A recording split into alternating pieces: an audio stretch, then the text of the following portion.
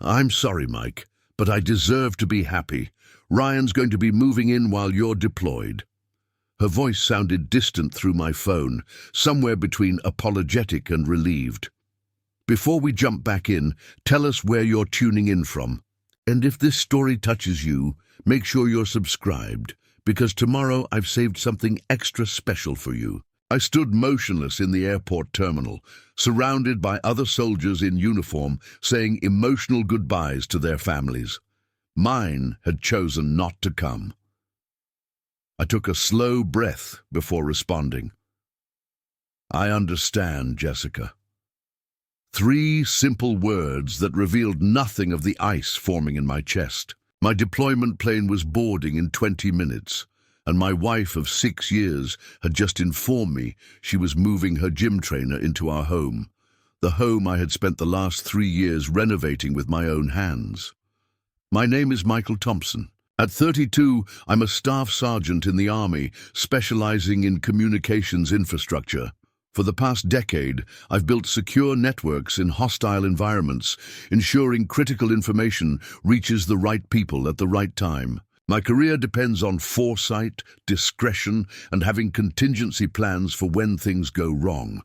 Ironically, I hadn't applied those same principles to my marriage until I noticed the first warning signs 3 months ago. By then, I had already set certain protections in place, though Jessica had no idea they existed.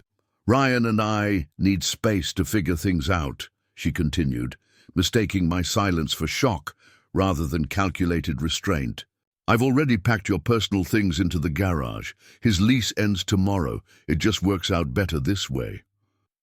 When did you decide this? I asked, my voice level despite the stares from nearby soldiers who could sense this wasn't a typical pre-deployment call. It doesn't matter, she replied. What matters is I'm finally being honest with both of us. You're always gone, Mike. Even when you're home, you're not really present. Ryan makes me feel alive.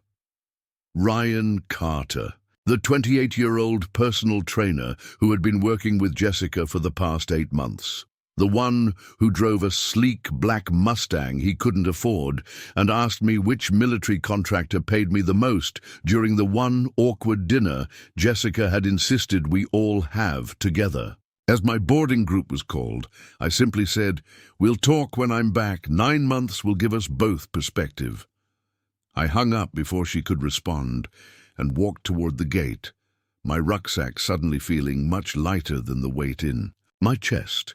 What Jessica didn't know, what she had never bothered to ask about, was that I had installed a comprehensive smart home security system before receiving my deployment orders. Not because I suspected her specifically, but because 10 years in military communications had taught me that information is the most valuable resource in any conflict. And right now, I was entering a conflict on 2 fronts: the Middle East and my own home.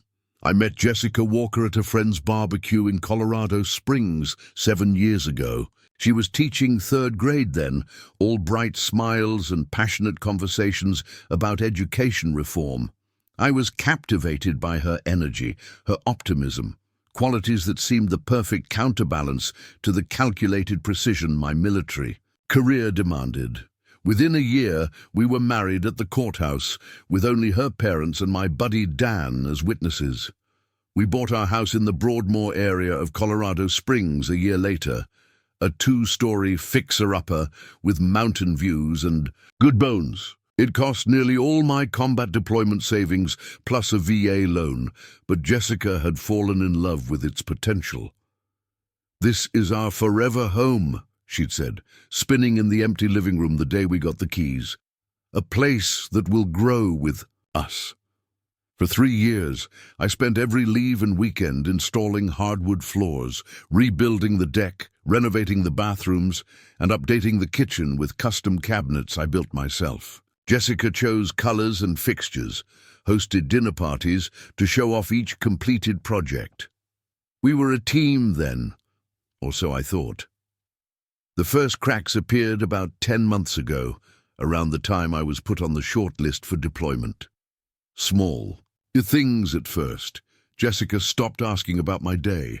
Our conversations grew shorter, more perfunctory. Have a good training. Stay safe. No more "I love you" texts in the middle of the day.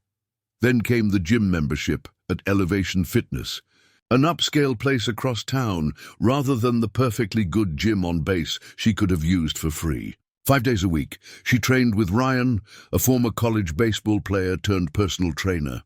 I encouraged her newfound interest in fitness. Healthy outlets are important for military spouses facing deployment separation. But then came unexplained charges on our credit card, dinners I wasn't part of, weekend self-care retreats with friends I'd never met, new clothes, a complete hair transformation. I didn't confront her, didn't install tracking apps or hire someone to follow her. Instead, I quietly began protecting what I'd worked for, preparing for what increasingly seemed inevitable. 8 months ago, I used my upcoming deployment as justification to install a comprehensive smart home security system. External cameras, covering every approach to the house, internal motion sensors, a digital hub that logged entries and exits, all backed up to a secure cloud server only I could access. I showed Jessica the basics: how to arm and disarm the external cameras, how to check the doorbell camera remotely. "This seems excessive," she'd complained while scrolling through her phone, barely paying attention to my tutorial. "Standard procedure for deployment," I replied. "The military recommends it." What I didn't mention were the additional features: internal cameras in common areas activated by specific security codes, audio recording capabilities in the living room and kitchen, and logs that recorded when specific doors opened and closed. All legal in Colorado, with proper disclosure, which was buried in page 12 of the security system terms and conditions that Jessica had initialed without reading. "It's all for your safety," I told her. It wasn't entirely a lie. The system would indeed protect her, but it would also protect me. I never mentioned that the system had already been logging data for weeks, capturing Jessica's increasingly late arrivals home, the unfamiliar male voice in our kitchen when I worked late, the pattern of behavior that confirmed what my instincts had been telling me. After my call with Jessica from the airport, I boarded the C-17 that would carry me and 60 other soldiers to Jordan. As we settled in for the 14-hour flight, I pulled out my tablet and opened a secure messaging app. I sent 2 brief messages, one to Dan Wilson, my fellow comms specialist currently stationed at Peterson Space Force Base, and another to Sarah Martinez, a JAG officer I'd worked with on my last deployment. To Dan: "Protocol Echo initiated. Monitor and archive only." To Sarah: "May need legal counsel regarding Colorado marital property, deployment complications, evidence collection in progress." Both responded within minutes, a testament to the bonds formed through military service. Dan: "Roger that. Systems active and secure. Watch your 6 over there." Sarah: "Documentation is everything. Send what you have through secure channels. We'll research applicable statutes." Preparing and narrating this story took us a lot of time, so if you are enjoying it, subscribe to our channel. It means a lot to us. Now back to the story. 9 hours into the flight, somewhere over the Atlantic, my tablet pinged with a notification from my home security system. The front door had been opened using Jessica's code. 2 minutes later, the garage door activated. The driveway camera showed a black Mustang parked next to Jessica's SUV. Timestamp: less than 24 hours after my departure. I wasn't surprised, but the confirmation still felt like a physical blow. I closed the notification, put in my earbuds, and tried to sleep. Whatever was happening at home would be thoroughly documented. For now, I needed to focus on the mission ahead, both overseas and on the home front. My deployment to Jordan placed me at a communications hub coordinating intelligence for operations across 3 countries. The work was demanding, technical, and required absolute focus, a blessing that kept my mind occupied during 16-hour shifts. When I returned to my quarters each night, I permitted myself exactly 15 minutes to check the home security logs before forcing myself to sleep. The pattern was established within days. Ryan had indeed moved in, bringing with him more clothes than could possibly fit in our closet. They were using our bedroom, sleeping in our bed. His Mustang remained parked in the driveway, a visual middle finger visible to all our neighbors. Jessica had removed most of our wedding photos, relegating them to a box I could see sitting in the garage storage area. What surprised me was how quickly they settled into domestic life. Ryan cooking in my kitchen using the cast iron pans I'd seasoned over years. Jessica laughing at his jokes in a way she hadn't laughed with me in months. They had friends over, couples I'd never seen before, for dinner parties where they referred to our house as their place. 2 weeks into my deployment, I received a notification that someone had attempted to access my home office.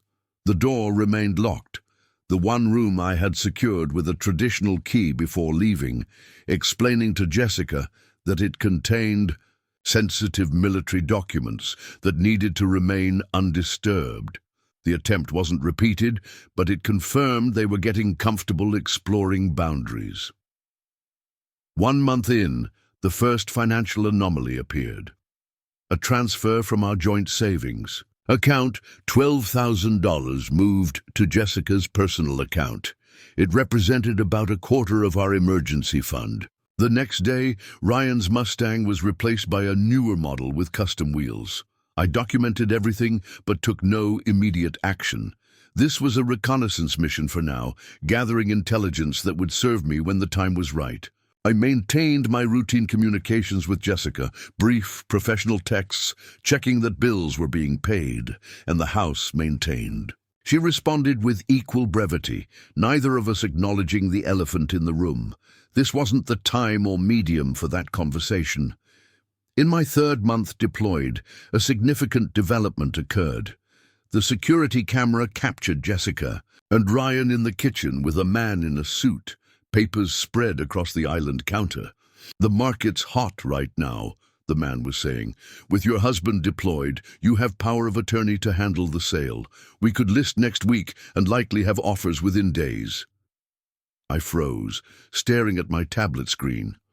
Our house, the one I had rebuilt with my own hands, the one financed primarily with my combat pay and VA loan benefits, was being prepared for sale without my knowledge or consent. "And the proceeds?" Jessica asked, a question that revealed her intent as clearly as any confession. "Typically deposited to a joint account," the realtor explained, "though you said there are some complications with your situation." Ryan interjected. "Her husband's deployed, unreachable for the most part. Military stuff." The dismissive wave of his hand sent a cold fury through me that no enemy combatant had ever managed to inspire. "We'll figure out the deposit details," Jessica assured him. "Let's move forward with the listing." That night, I didn't limit myself to 15 minutes of monitoring. I watched as they celebrated their decision with expensive champagne in our kitchen, making plans for their future with money from selling my present. I watched until they went upstairs, then forced myself to turn off the feed. The next morning, I sent 2 urgent messages. To Sarah, "Need immediate legal consultation. Spouse attempting unauthorized sale of primary residence during deployment. Have audio, video evidence. SCRA protections." To Dan, "Elevated to Protocol Delta. Full spectrum monitoring authorized. Prepare for data extraction and evidence preservation." Sarah's response came during my lunch break. "Service Members Civil Relief Act provides protections. Power of E. Attorney doesn't override your rights. Colorado requires spousal consent for disposition of marital property regardless of who's on title. Document everything. Preparing injunction paperwork." I authorized Sarah to represent my interests stateside, granting her limited power of attorney specifically for preventing any property transactions. Within 48 hours, she had filed an emergency injunction with the El Paso County Court, blocking any attempt to sell the house while I was deployed under military orders. The notification from the court arrived via certified mail 3 days later. The security camera captured Jessica signing for it, opening it at the kitchen counter, then making a panicked phone call. "He knows," she told Ryan, her voice shaking. "Somehow Mike knows what we're doing. There's a court order blocking the sale." Ryan's reaction shifted from disbelief to anger. "That's impossible. He's halfway across the world. Someone must have tipped him off. One of the neighbors. That old lady next door never liked me." "It doesn't matter how," Jessica snapped. "What matters is we can't access the equity until he's back or agrees to the sale.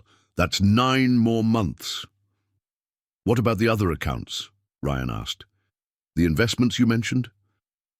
Jessica's hesitation was brief, but noticeable. "I can try, but he's always been careful with money. Everything important is probably in his name or some military benefit account I can't touch."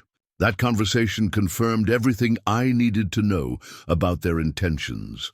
This wasn't just about Jessica finding happiness with someone new. This was a calculated financial extraction, a plan to convert my years of hard work into their fresh start. With the house sale blocked, I watched over the following weeks as they attempted to access other assets. A failed attempt to withdraw from my TSP retirement account. A call to USAA about our investment portfolio, which thankfully required verification, Jessica couldn't provide. Even an attempt to sell my restored 1967 Chevrolet Camaro that sat covered in the garage, foiled only because the title was secured in my office safe. Through it all, I maintained radio silence beyond essential communications. Jessica sent increasingly frustrated texts, trying to initiate conversations about our future and being reasonable about separation of assets. I responded only with brief acknowledgements and deferrals to in-person discussions upon my return. 5 months into my deployment, a new development emerged. Ryan's presence at the house became less consistent. The security logs showed him arriving later, leaving earlier. Arguments became frequent, usually about money. The strain of their thwarted financial plans was showing. "This isn't what you promised," he said during one particularly heated exchange. "You said we'd have the house money to start fresh. Now we're stuck in limbo, and your husband is somehow blocking everything from the other side of the world." "I didn't know he could do that," Jessica shouted back. "How was I supposed to know about military protection laws? Nobody tells you that stuff." Their relationship was deteriorating under financial pressure, the very foundation it had apparently been built upon. I took no pleasure in watching it crumble, but I couldn't deny the grim validation it provided. What they had wasn't sustainable. What they had taken from me wasn't just a marriage, but years of financial security and hard work they had expected to convert to their benefit. By month 7 of my deployment, Ryan had moved out. The cameras captured his sullen departure, loading his clothes into his Mustang, while Jessica watched from the porch, arms crossed. No tearful goodbye, no promises to make things work. Just the transactional end of a relationship built on equally transactional beginnings. Jessica remained in the house, now spending most evenings alone with delivery food and wine. She'd returned to teaching, but seemed to be going through the motions. Twice, I observed her sitting at the kitchen island, staring at our wedding photo she'd retrieved from the garage box. I couldn't tell if it was regret or simply nostalgia, and I wasn't sure it mattered anymore. 2 weeks before my scheduled return to the States, I received a message from Mrs. Jenkins, our elderly neighbor whose late husband had been a Vietnam veteran. She had always looked out for us with a quiet, respectful attention that only military families truly understand. "Michael, I don't mean to interfere, but I thought you should know Jessica has been moving items from the house. Several boxes and some furniture loaded into a rental truck yesterday. Wanted you to be aware. We're looking forward to having you home safe soon. The security footage confirmed her observation. Jessica had been systematically removing items, primarily her personal belongings, but also several pieces of artwork, small electronics, and kitchen appliances we had purchased together. Preparation for departure. I sent her a direct text, breaking my pattern of minimal communication. I'll be returning on the 15th. Please ensure all marital property remains in the home pending our discussion about separation of assets. All removals are being documented. Her response came hours later.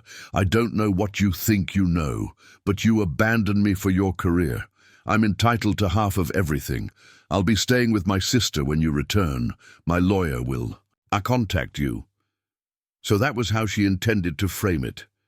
I was the absent husband who chose military service over marriage. She was the abandoned wife seeking comfort. A narrative that might have gained sympathy in the court of public opinion, but would collapse under the weight of documented evidence in a court of law. In my final days in Jordan, I compiled all the security footage, financial records, and communication logs into an organized file. I consulted with Sarah about Colorado's equitable distribution laws and what to expect in a potential divorce proceeding. I prepared myself not just for the end of my deployment, but for the battle that would await me at home. The C-17 touched down at Peterson Space Force Base on a crisp spring morning. Unlike my departure 9 months earlier, this time the tarmac held a familiar face. Dan stood waiting, his steady presence a welcome sight after months of digital communication. "Welcome home, brother," he said, clasping my shoulder with a firm grip. "Bags first, then briefing." In his truck, headed toward Colorado Springs, he updated me on the situation. She moved out 3 days ago, took what she considered hers. The house is secure. I've been driving by twice daily. Changed the security codes remotely as instructed. "And the evidence?" I asked. "Preserved, duplicated, secured on triple redundant systems. Sarah has everything she needs. Jessica's been trying to access the house since the codes changed. Gets as far as the front porch, then leaves when the system doesn't recognize her credentials." I nodded, watching the familiar landscape of Colorado Springs pass by the window. "And Ryan?" "Gone. Left town from what I can tell. Sold the Mustang. Last month, according to local dealer records, the gym hired a new trainer to take his clients. After months of tension, the resolution seemed almost anticlimactic. No dramatic confrontation awaited me. No husband versus boyfriend showdown like in the movies. Just the quiet, methodical process of untangling two lives that had once been joined. Dan pulled into my driveway, and I looked at the house I had rebuilt, the house that had almost been sold out from under me. It looked largely the same from the outside, though Jessica's garden had been neglected, the spring flowers unplanted. "You want company going in?" Dan asked. I shook my head. "This part I need to do alone. But thanks for having my back through all of this." "Always," he replied simply. "Call if you need anything. Sarah's expecting your call tomorrow morning to discuss next steps." I entered the house using my fingerprint, a security feature Jessica had never known existed.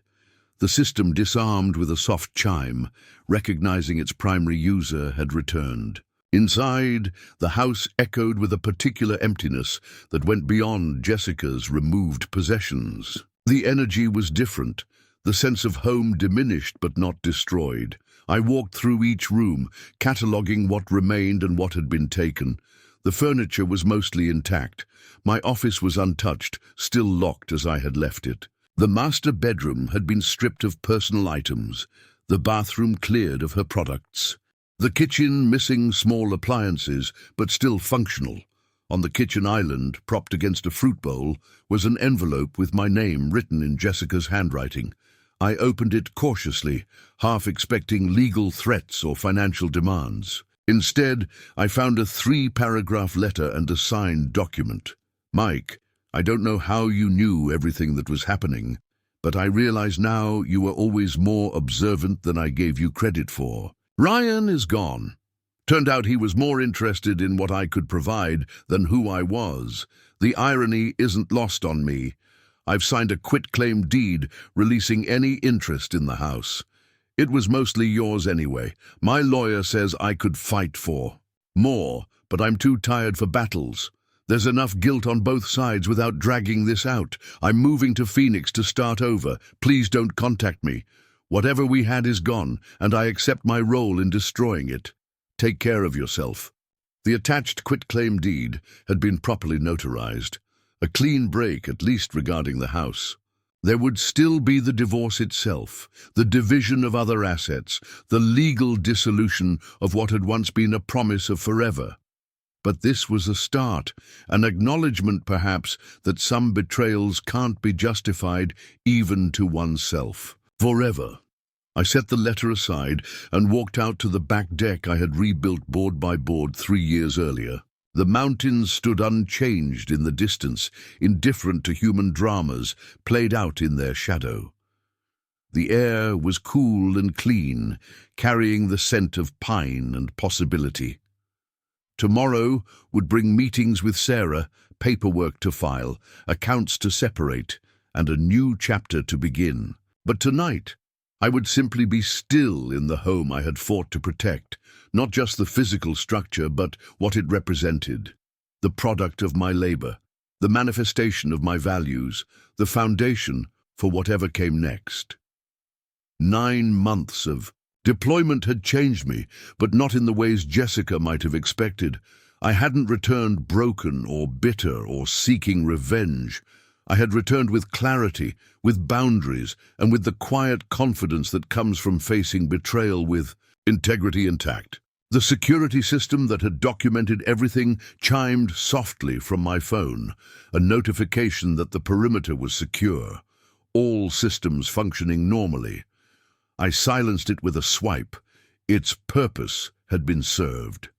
Now it would simply keep my home safe, its additional capabilities, a contingency I hopefully would never need again. As the sun set over the mountains, I felt a weight lifting. Not the sudden release of a burden dropped, but the gradual lightening that comes with knowing. The heaviest part of a journey may be behind you. I had protected what was mine, not through confrontation or rage, but through foresight, patience, and an understanding of systems both technological and legal. In the military, we're trained that the best battles are the ones you never have. To fight, because you've positioned yourself so advantageously that the outcome is never in doubt. As I stood on my deck watching darkness settle over the mountains, I realized that some principles of military strategy apply equally well to personal wars, and that sometimes the most powerful weapon isn't what you say or do, but what you've quietly prepared for long before the conflict begins. The first month of my deployment passed in a blur of sand, steel, and digital displays. Jordan's desert heat felt oppressive compared to Colorado's mountain climate, but I welcomed the distraction of military routine. Our forward operating base housed 300 personnel, most involved in intelligence and communication support. My days filled with 12-hour shifts establishing secure networks across multiple outposts, leaving little mental space for dwelling on Jessica's betrayal. At night, though, alone in my quarters, I would check the security feeds. The system I'd installed was military-grade, not the consumer version advertised on television. It featured continuous recording activated by motion and sound, with encrypted cloud storage inaccessible to anyone without my specific authentication protocols. I'd set it up during a 3-day weekend when Jessica visited her sister in Phoenix, explaining the visible components as standard deployment security measures recommended by the Army. The hidden components were installed behind vents, within smoke detectors, and integrated into the home automation system. All legally installed in my own property, with terms of service Jessica had digitally signed without reading, a document that explicitly mentioned interior monitoring capabilities. I hadn't activated those features during our time together, valuing our privacy. I only enabled the full system the day before my deployment, after finding Ryan's gym membership card tucked into her nightstand drawer. The footage from those first weeks told the story clearly enough. Ryan moved in less than 24 hours after my departure, bringing 3 suitcases and a guitar. They celebrated with champagne on the back deck I had rebuilt the previous summer. They slept in our bed, though Jessica had at least changed the sheets. Small mercies. What struck me wasn't the physical intimacy, I had mentally prepared for that, but the casual domination of space. Ryan reorganized the garage, pushing my tools into corners to make room for his home gym equipment. He replaced the family photos on our mantel with abstract art and sports memorabilia. He even parked his Mustang in my space in the driveway, forcing Jessica to park on the street. By week 3, they had established routines. Ryan worked at the gym until mid-afternoon, then returned to hold personal training sessions in our converted basement. Jessica continued teaching 3rd grade at Mountain Ridge Elementary. Returning home to cook elaborate dinners they ate on the deck, often with wine I had been saving for special occasions. I watched it all with a detachment that surprised me, as if observing strangers in a social experiment, rather than the dissolution of my marriage. Perhaps the physical distance helped. Perhaps my military compartmentalization had finally extended to my personal life. Or perhaps some part of me had been preparing for this outcome longer than I consciously realized. In our 8th year of marriage, we had stopped talking about children. The subject had once dominated our conversations: names, schools, how we'd convert the home office into a nursery. Then Jessica started making comments about enjoying her freedom, about friends whose lives had been completely derailed by parenthood. I didn't push. Deployments and children were a difficult combination. It made sense to wait. But that same year, she also stopped joining me on the camping trips I loved, stopped helping with home renovation projects, stopped asking about my day. When I received word of potential deployment, her first question wasn't about safety or separation. It was whether the combat pay would help us afford the kitchen remodel she wanted. Mrs. Jenkins, our 65-year-old neighbor and self-appointed neighborhood watchdog, had noticed the changes before I allowed myself to. During one of my Saturday yard work sessions, she had brought over her trademark lemonade and mentioned casually, "Your Jessica seems to be making new friends. That young man in the black car drops her off quite late some evenings when you're at training." I had thanked her for the lemonade and dismissed the comment.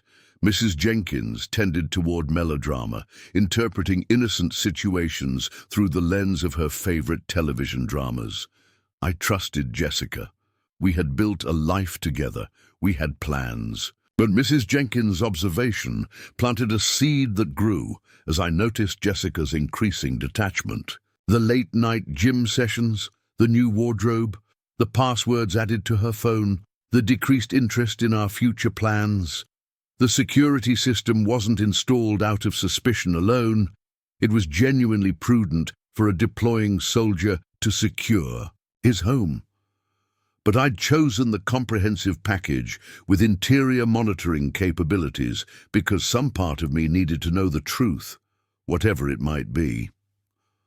40 days into my deployment, I received an email from our joint credit card company, flagging unusual spending patterns. The attached statement showed charges at high-end furniture stores, boutique clothing shops, and a weekend visit to a luxury resort in Sedona. Our credit limit had been reached for the first time in our marriage. That evening, I accessed the security footage and found Jessica and Ryan in the kitchen, drinking my reserved bourbon and discussing renovation plans. "Once we sell this place, we could afford that condo in Denver you liked," Ryan was saying, gesturing with his glass. "The real estate market is hot right now. We could get at least $150K over what Mike paid originally." Jessica nodded, leaning against the counter I had installed. "My friend Melissa's husband just got transferred to Fort Bragg. Their house sold in 3 days. Cash offer, 20% above asking." The trick is timing, Ryan continued. We should list while he's still deployed. Makes the whole process smoother. Your power of attorney covers property transactions, right? Jessica hesitated. I think so. It's the standard military one. I'd have to check. We should move on this soon, Ryan pressed. You said he's gone for 9 months. We're already in month 2. It takes time to get a house ready to sell, and we want to be settled before he gets back. The casual way they discussed liquidating my largest asset, the home I had spent years improving with my own hands, felt like a physical blow. I had suspected infidelity, emotional disconnection, perhaps even plans for divorce. But this calculated, financial extraction went beyond betrayal into something colder and more deliberate. I closed the laptop and walked outside, needing fresh air and distance from what I'd witnessed. The Jordanian night was cool and clear, stars sharp pinpoints in the dark desert sky. My fellow soldiers moved about the base, focused on their duties, unaware of the small personal apocalypse I was processing. Captain Reyes, my commanding officer, spotted me sitting alone on a supply crate and approached. "Everything okay, Thompson?" she asked, concern evident in her voice. "Yes, ma'am," I replied automatically. "Just getting some air." She studied me for a moment, then sat beside me. "I've been doing this long enough to recognize when someone's just had bad news from home. Anything I can help with?" I considered my options. Military culture often demanded stoicism. Personal problems kept personal, but Captain Reyes was different. Fair, discreet, and rumored to have navigated her own difficult divorce during a previous deployment. "My wife is planning to sell our house while I'm deployed," I said finally, "with her boyfriend, who's living there now." Captain Reyes didn't show surprise or offer platitudes. She simply nodded. "The deployment special happens more than people talk about." She was quiet for a moment. "The Army has resources, legal counsel through JAG, financial advisors. The Service Members Civil Relief Act provides some protections for deployed personnel." "I know," I replied. "I've already reached out to legal." "Good," she said. "And the security system you mentioned installing before deployment? The one you consulted me about clearance for?" "Functioning as designed." A hint of a smile crossed her face. "Documentation is power, Thompson. Not for revenge, for protection." She stood, brushing dust from her uniform. "Take the night. Clear your head. But tomorrow, I need your focus back on our mission. Compartmentalize. Deal with home issues during designated windows, then lock it away." "Yes, ma'am. And Thompson, when we rotate back stateside, take some leave. You'll need time to handle this properly." After she left, I remained under the stars, mentally constructing walls between my personal crisis and professional responsibilities. Captain Reyes was right. I couldn't allow home issues to compromise my focus here, where lives potentially depended on secure communication systems functioning correctly. I established a new protocol for myself. 20 minutes each evening, dedicated to reviewing security footage and financial alerts. 1 hour each Sunday for communication with legal counsel and documentation organization. All other times, Jessica and Ryan would be locked behind mental barriers, allowing me to function effectively. The system worked reasonably well, though some days required more discipline than others. Like when I reviewed footage showing them hosting a dinner party with 4 other couples, introducing the guests to our home and discussing renovation plans as if the property were already solely theirs. Or when Ryan hung his college baseball jersey in the very closet where my military dress uniforms had been stored before deployment. 6 weeks into my deployment, a concerning development emerged. The security system registered Jessica accessing my home office, the one room I had secured with a conventional lock before leaving, citing military document security. She didn't have the key, but the door sensor recorded movement and the hallway. Camera showed Ryan approaching with what appeared to be lock-picking tools.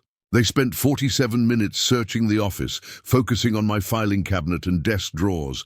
The audio captured their conversation clearly. "There has to be documentation somewhere," Jessica was saying, rifling through folders. "Deed, mortgage paperwork, something." "Check the computer," Ryan suggested, attempting to access my password-protected laptop. "Already tried." He changed the password before leaving. It used to be our anniversary. The irony wasn't lost on me. I had indeed changed all my passwords before deployment, not out of suspicion, but as standard security protocol recommended for all deploying personnel. What they were searching for became clear when Jessica pulled out her phone and called. Someone. "Hi, this is Jessica Thompson. I was wondering what documentation I would need to list our house for sale." "Yes, my husband is currently deployed overseas. I have power of attorney, but I can't locate the actual deed. Would a copy of the mortgage statement be sufficient to start the process?" The real estate agent's response wasn't audible, but Jessica's disappointed expression suggested the answer wasn't what she hoped for. "I see. And there's no workaround for that?" "No, I understand. Thank you for your time." After they left, disappointment evident in their postures, I accessed my secure cloud storage and reviewed the documents they had been seeking. The deed to our home was indeed not in my office. It was stored digitally and in a safe deposit box at USAA Federal Savings Bank. More importantly, the power of attorney Jessica possessed was the standard military family care version, which explicitly excluded real property transactions without additional authorization. She couldn't sell the house without my signature, something my JAG attorney had confirmed during our initial consultation. The home was temporarily protected, but their intention was now undeniable. They weren't just living in my space.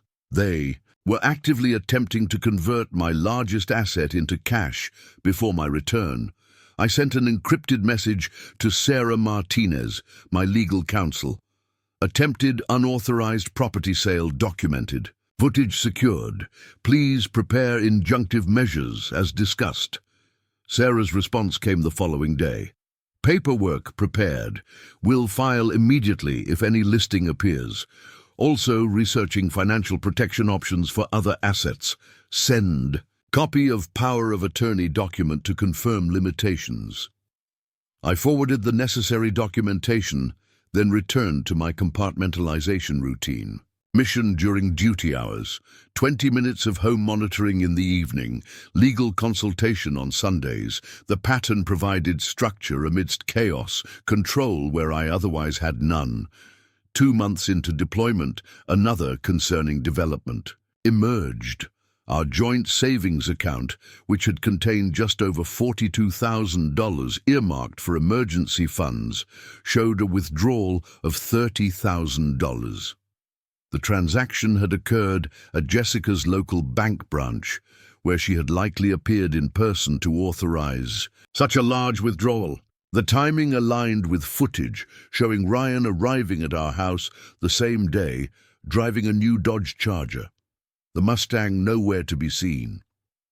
That evening, they celebrated with expensive champagne, and Ryan presented Jessica with a diamond bracelet that caught the light as she moved around the kitchen. "Just a taste of what's coming," he said as she admired it. "Once we sell this place and get set up in Denver, things are going to be even better." The systematic dismantling of our financial security had begun. The house had proven inaccessible, so they had moved to liquid assets. I documented the withdrawal, updated Sarah, and continued my routine. Captain Reyes noticed my momentary distraction during the following day's mission briefing. "Thompson," she said, after dismissing the rest of the team, "status report. All communication systems functioning at optimal capacity," I replied automatically. "I meant your status," she clarified. "The home situation." I hesitated, then gave her the condensed version. Financial assets being accessed, legal counsel engaged, documentation continuing. She considered this. Do you need emergency leave? It can be arranged. The offer was tempting. The urge to fly home, confront them, secure what remained of our assets in person was powerful, but it would also mean abandoning my post, leaving my team short-handed during a critical phase of operations. No, ma'am, I decided. The situation is being addressed through appropriate channels. My presence wouldn't change the legal protections already in motion. She studied me for a moment, then nodded. Your choice. But the option remains, if circumstances change. Don't let pride cost you what might not be recoverable later. Understood. Her words stayed with me as I returned to my duties.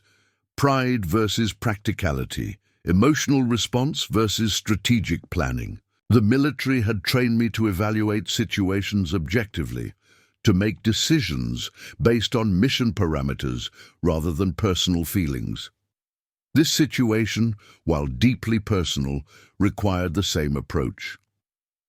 That night, I wrote 2 emails. The first to our investment manager at USAA, requesting a security freeze on all joint investment accounts and notification of any withdrawal attempts. The second to Dan Wilson, my closest friend from basic training, who was currently stationed at Peterson Space Force Base in Colorado Springs, less than 20 minutes from my home. Need eyes on ground, I wrote to Dan. Asset protection situation, nothing illegal or dangerous. Just verification and documentation of ongoing situation at my residence, possible financial impropriety by spouse during deployment, legal counsel already engaged. Dan's response came within hours. Consider it done. Regular drive-bys established. External monitoring only, no contact. Documentation secured through encrypted channels.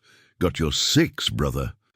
With Dan providing physical verification and the security system recording interior activities, I had established a comprehensive monitoring network that would provide the evidence needed for whatever legal proceedings might follow my return.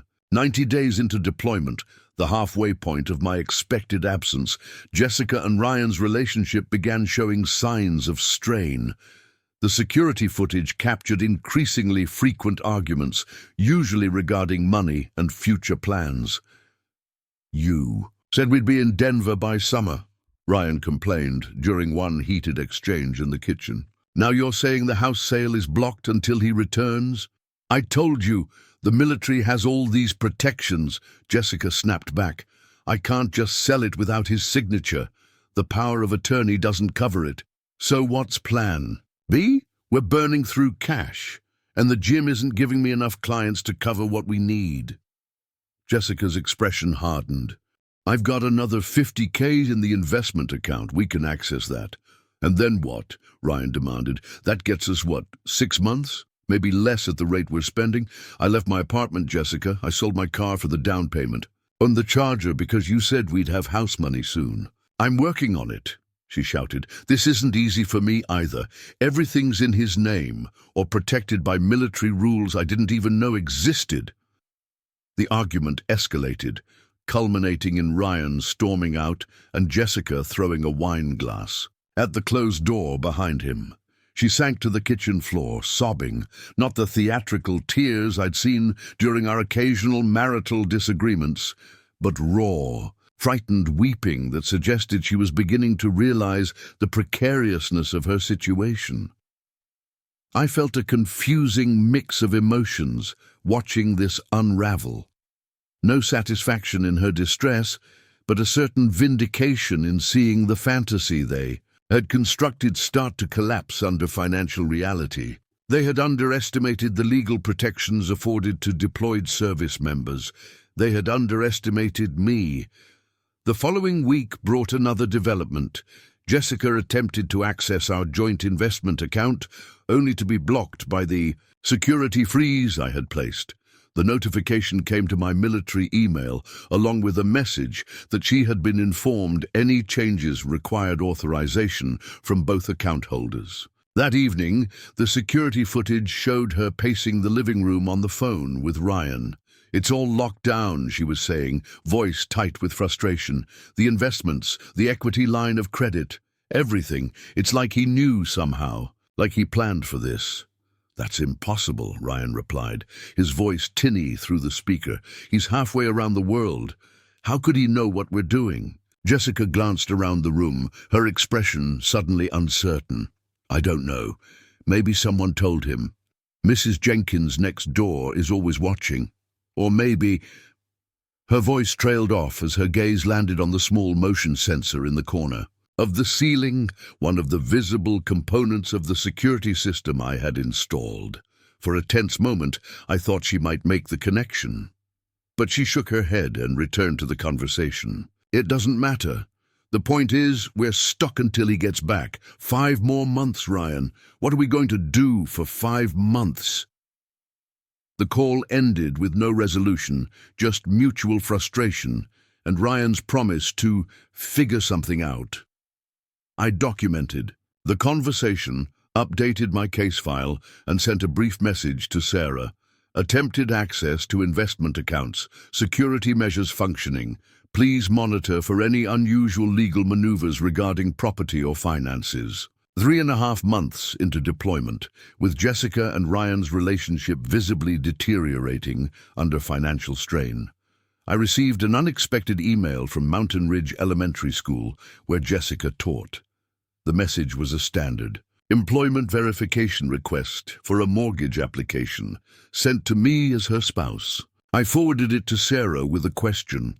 Any property transactions I should be aware of? Her response came the next day. Nothing filed with county regarding your primary residence, investigating other possibilities. The security footage that evening revealed the answer. Jessica was in the kitchen with a different man, older, professionally dressed, with a portfolio of papers spread across the counter. The condo market in Denver is competitive, he was saying. But with your teaching credentials and income verification, we should be able to secure financing for something in the range we discussed. The down payment is the main hurdle. I can get the down payment, Jessica assured him. That part isn't a problem. The real estate agent looked skeptical. The bank will want to know the source of those funds, especially given your current debt-to-income ratio. It's from savings, she said quickly. Personal savings I've had for years. Recognized the lie immediately. Jessica had never maintained significant personal savings. Her teacher's salary mostly went towards student loan payments and personal expenses. Any substantial savings we had were in joint accounts or my military retirement funds. The agent continued. And you're sure about relocating without resolving your current property situation? Carrying 2 mortgages is difficult for most people. My husband and I are separating, Jessica explained. He'll keep this house. I'm making a fresh start in Denver. I see, the agent replied, making a note. Well, let's proceed with the pre-approval process and see where we stand. After he left, Jessica called Ryan. It's happening. I've got the meeting with my bank tomorrow to move my portion of the emergency fund to my personal account. We should have enough for the down payment on something decent. What about your husband? Ryan asked. Won't he notice the money missing? He's deployed for 5 more months, she replied dismissively. By then, it'll be a done deal. Besides, half of everything is legally mine. I'm just taking my share now instead of waiting for divorce proceedings. The plan was becoming clear. Unable to access the house equity, they were pivoting to purchasing a property in Denver, using funds extracted from our joint accounts. Jessica was positioning it as her share of marital assets, but doing so without legal division or disclosure. I contacted Sarah immediately. Need emergency intervention on joint bank accounts. Documented attempt to clear accounts for property purchase in Denver. Sarah's response was swift. Filing emergency injunction first thing tomorrow. All joint accounts will be frozen pending court review. Deployed service member protections should provide temporary safeguard. The next day, my banking app showed a notification. $21,000 transferred from our joint emergency savings to Jessica's personal account at a different bank. The transfer had occurred an hour before the court injunction took effect. I had lost half our remaining liquid savings, but the injunction had prevented her from accessing the investment accounts and home equity line of credit. A partial victory in an ongoing financial war. That evening, the security footage showed Jessica celebrating with Ryan, a bottle of champagne open on the coffee table as they browsed Denver condos on her laptop. "This one has mountain views," she was saying, pointing at the screen. "2 bedrooms, modern kitchen, building has a gym and pool. We could make an offer this weekend." "What about the rest of the down payment?" Ryan asked. "You said we needed at least 50 grand for something decent." Jessica smiled. "I've got it covered. My sister is loaning me the difference. We can pay her back after everything's settled. With the divorce." The casual way she discussed dismantling our life together, redistributing assets we had built over years of shared sacrifice, felt surreal. The woman on my screen bore little resemblance to the person I had married, or perhaps had always been that person, just hidden beneath layers I had been too trusting to see through. I closed the laptop and stared at the ceiling of my quarters, listening to the distant sounds of the bass at night. 4 months down, 5 to go. By the time I returned, the financial and emotional landscape of my life would be fundamentally altered. The only certainty was that nothing would be as I had left it, except perhaps the house itself, secured through foresight and legal protection against the very scenario unfolding before my eyes. The Colorado winter had given way to spring, according to Dan's updates, though Jordan remained stubbornly hot and dusty. 5 months into my deployment, our mission had intensified. New intelligence required secure communication channels between 3 forward operating bases, keeping me working 18-hour days, establishing hardware and protocols that would protect vital information flow. The grinding pace was almost a blessing, leaving me too exhausted most nights to review the security footage from home. When I did check, the patterns had shifted. Ryan's presence had become intermittent, his Dodge Charger sometimes absent from the driveway for days at a time. Jessica spent more evenings alone, often sitting on the back deck with a glass of wine, staring at the mountain view I had once thought we'd grow old enjoying together. The Denver condo plans appeared to have stalled after the court injunction froze most of our remaining joint assets. Captain Reyes had been keeping tabs on my situation, offering the occasional check-in during rare quiet moments at the command center. During one such conversation, she shared a perspective that stuck with me. "You know, Thompson," she said, coffee cup cradled between her palms, "I've seen a lot of deployment relationships collapse. Sometimes it's the distance, sometimes it's people showing their true colors when tested. Either way, how you handle it defines you more than what happened." "Meaning?" I asked, curious about her insight. "Meaning there's a difference between protecting what's rightfully yours and seeking retribution." She stirred her coffee thoughtfully. "The first preserves your integrity. The second compromises it." I considered her words, connecting them to the methodical way I'd approached this situation. My actions had been focused on asset protection and documentation, not revenge or punishment. The distinction felt important as I navigated the complex emotions that occasionally broke through my compartmentalization. My weekly call with Sarah Martinez, my legal counsel, brought news of Jessica's attempts to challenge the asset freeze. "She's hired representation," Sarah informed me. "Pearson and Whitley, mid-tier family law firm in Colorado Springs. They've filed a motion arguing the freeze creates undue hardship and prevents her from meeting basic living expenses." "She's still receiving her teacher's salary," I pointed out, "and has access to her personal accounts, including the $21,000 she transferred before the injunction." Exactly the counter-argument we're making, Sarah confirmed. The judge seems inclined to maintain most protections under SCRA, but there's a hearing next week. No need for you to appear remotely. I'll represent your interests. Any movement on the house? I asked. Nothing official filed. The title remains as it was, secured within your trust. Her attorney tried floating the idea of forcing a sale as part of eventual divorce proceedings, but that's premature. Nothing can happen there without proper dissolution proceedings, which can't move forward substantially while you're deployed. The legal scaffolding I'd established was protecting the foundation of my financial security despite repeated attempts to dismantle it. The trust, holding the house title, had been created during a period of clear-headed foresight 8 months before deployment, when Jessica's increasingly distant behavior had triggered protective instincts I'd initially tried to dismiss. Setting up the trust had been straightforward. A meeting with my financial advisor, paperwork filed with the county, the deed transferred from joint ownership to the Michael Thompson Military Service Trust. Jessica had signed the transfer documents. During a dinner party, distracted by guests and wine, barely glancing at the routine refinancing paperwork I'd explained was necessary to secure a better interest rate. Not exactly forthright, but not illegal either.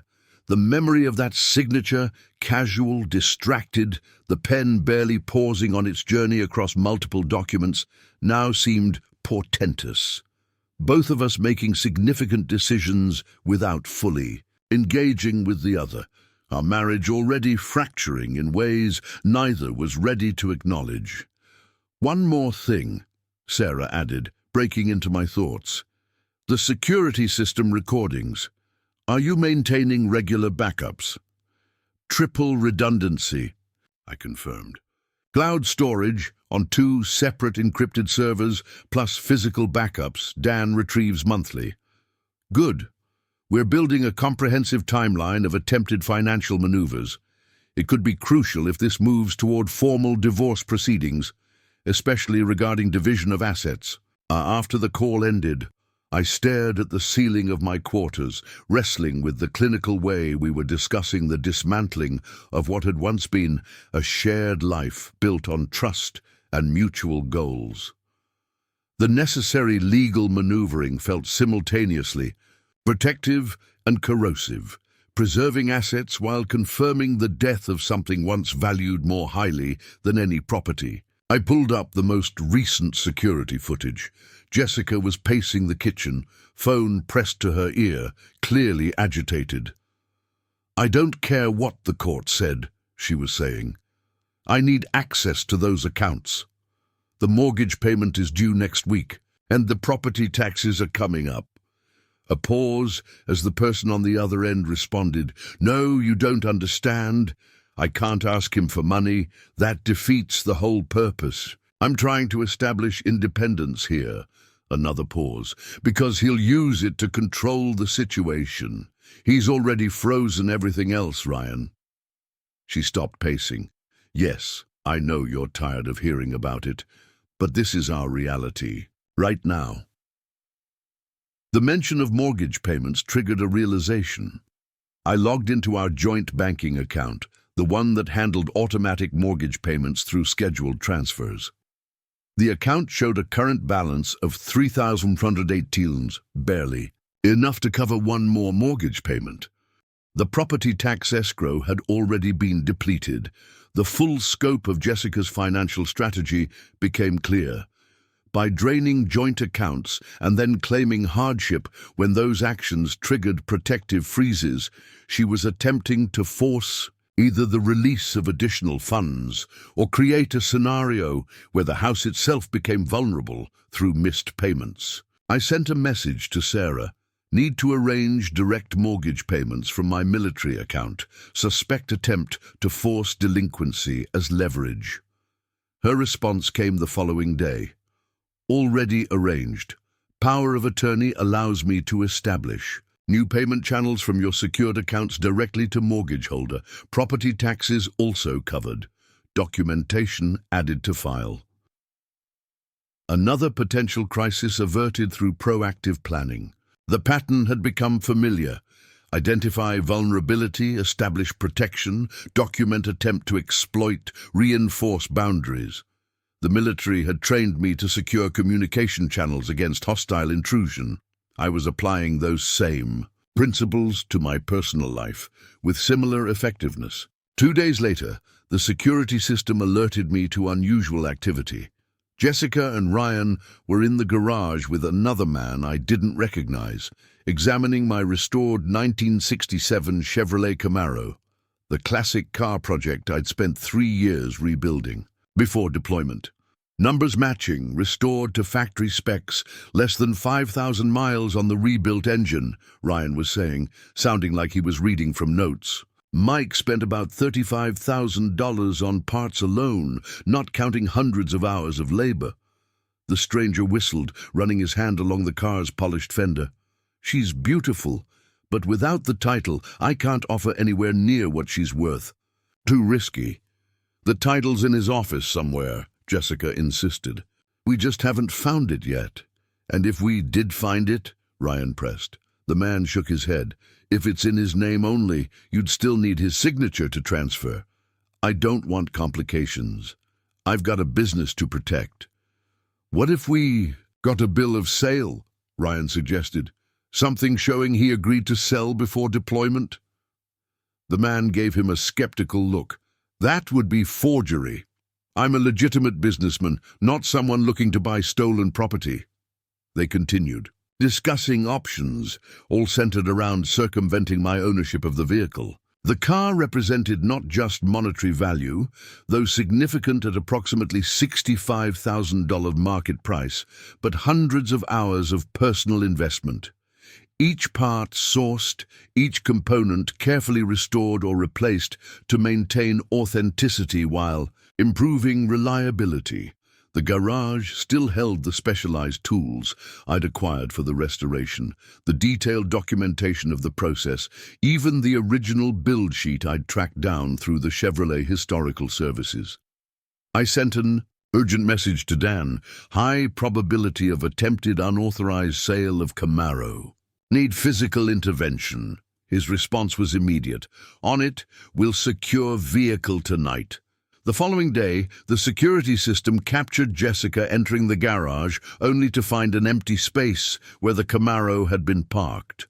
Her reaction, shock, followed by fury, played out across the cameras as she called Ryan. "It's gone!" she shouted. "The Camaro is gone. Someone took it."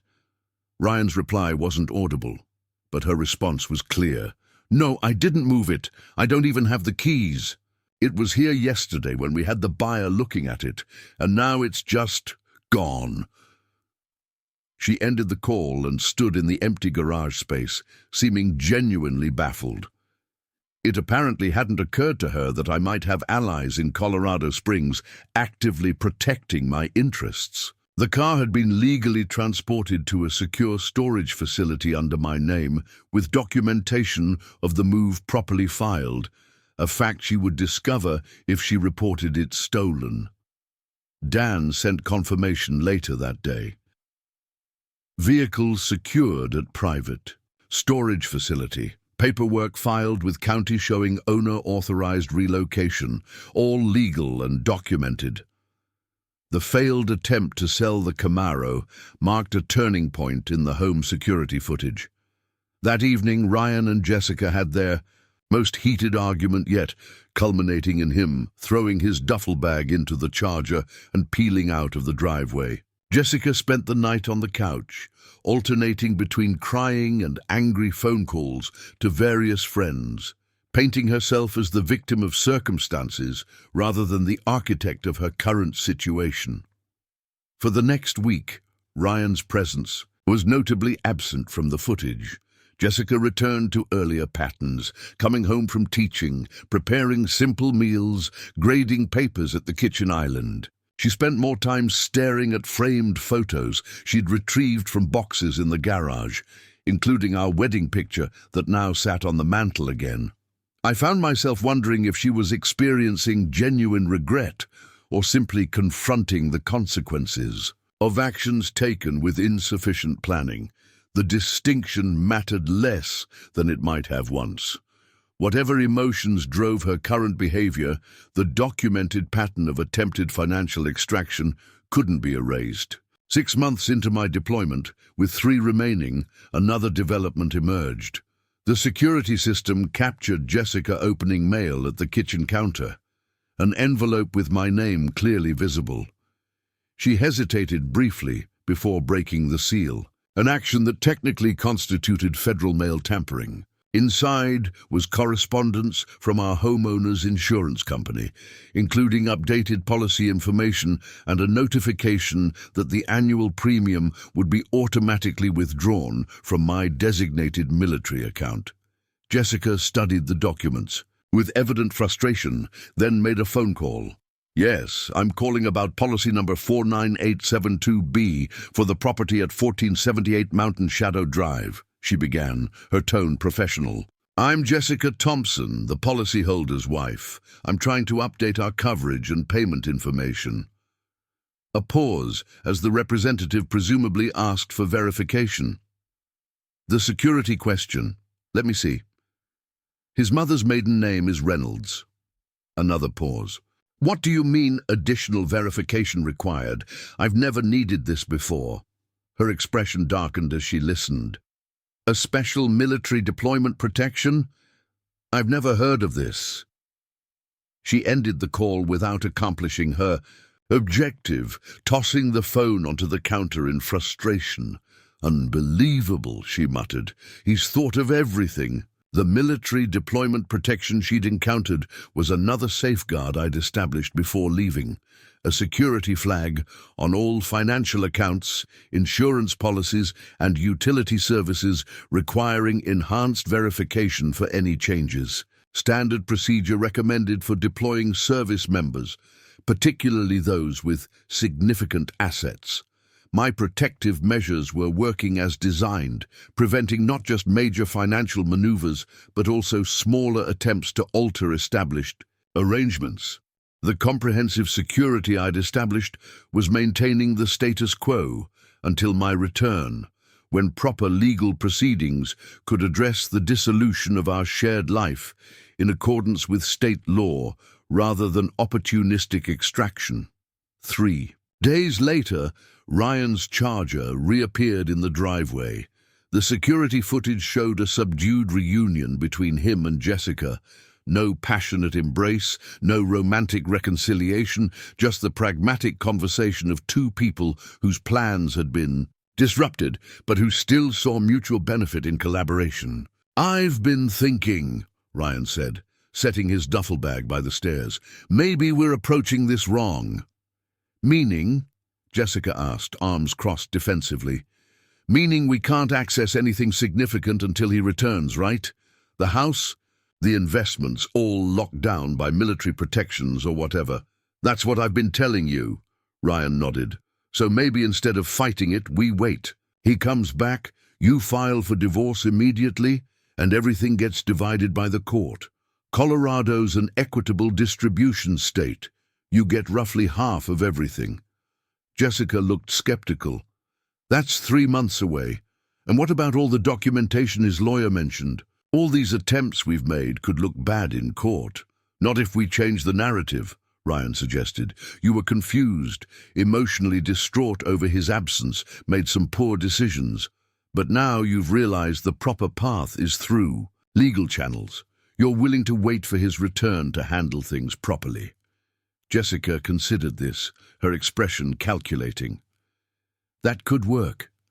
Act remorseful, focus on the relationship breakdown rather than financial aspects." "Exactly. Meanwhile, we downsize our spending, fly under the radar, no more attempts to move assets, just quiet preparation for the legal battle when he returns." They spent the evening outlining their new strategy, unaware that every word was being recorded, every plan documented for future legal proceedings. Their revised approach, essentially waiting to extract assets through proper divorce channels rather than unauthorized preemptive maneuvers, might have been their proper course from the beginning. Now, It would simply add to the documented pattern of calculated financial motivation underlying their relationship. I closed the laptop, feeling a strange mixture of vindication and emptiness. Their conversation had confirmed what the evidence had long suggested. Their relationship was fundamentally transactional, built around extracting value from what I had built rather than creating something new together.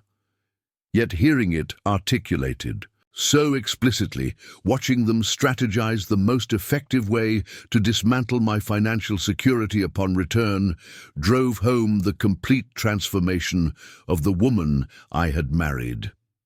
The Jessica I had fallen in love with, passionate about teaching, excited about our future together, genuine in her affection, seemed entirely absent from the calculating woman on my screen. Had she changed so completely? Or had I simply failed to see beneath carefully maintained appearances during our years together? Captain Reyes found me in the mess hall that evening, sitting alone with thoughts too complicated for casual conversation. She set her tray opposite mine and studied my expression. "New developments at home?" she asked, cutting directly to the likely source of my distraction. I nodded. "They've switched tactics, going to wait for my return, then try to extract maximum value through formal divorce proceedings." She considered this while salting her potatoes. "Smart play, actually. Legitimate legal channel rather than arguably fraudulent attempts to circumvent deployment protections." "That's what they think," I agreed. "Your documentation continues," she confirmed. "Every attempt, every conversation, every strategy session. Time-stamped, backed up, legally obtained." Captain Reyes nodded approvingly. "The foundation for whatever comes next. But Thompson," she paused, ensuring she had my full attention, "when you rotate home, you'll have choices to make about how to use what you've gathered. Meaning there's a difference between protecting yourself and punishing others. One preserves your integrity, the other compromises it. Remember that when emotions are running high upon return." Her words echoed our earlier conversation, reinforcing a principle that had guided my approach thus far. My actions had been defensive, rather than vindictive, focused on protection rather than retribution. Maintaining that distinction would be crucial during the inevitable confrontation awaiting my return. Later that night, I received an encrypted message from Dan. "Weekly drive-by completed. External property condition maintained. Neighbor Jenkins reports Jessica has been surprisingly neighborly lately, bringing over homemade bread and asking about your expected return date." The information fit the new strategy they had outlined: rehabilitation of public perception, establishing a narrative of remorse and reconciliation that would position Jessica more favorably for divorce proceedings. Mrs. Jenkins, despite her sometimes dramatic interpretations, was a sharp observer and long-standing presence in our neighborhood. Jessica, cultivating her goodwill, suggested broader image management efforts. I sent Sarah an update detailing the recorded strategy shift, adding it to our comprehensive case file. Her response acknowledged the new information and included a question: "How do you want to proceed upon return? Full divorce filing with evidence package or graduated approach beginning with separation agreement?" The question required consideration beyond tactical thinking. My deployment would end in approximately 90 days. The legal options awaiting my return would shape not just financial outcomes, but the emotional closure of this chapter in my life. Would immediate evidence-supported divorce filings better protect my interests? Or would a phased approach, beginning with legal separation, provide leverage while allowing for more controlled dissolution?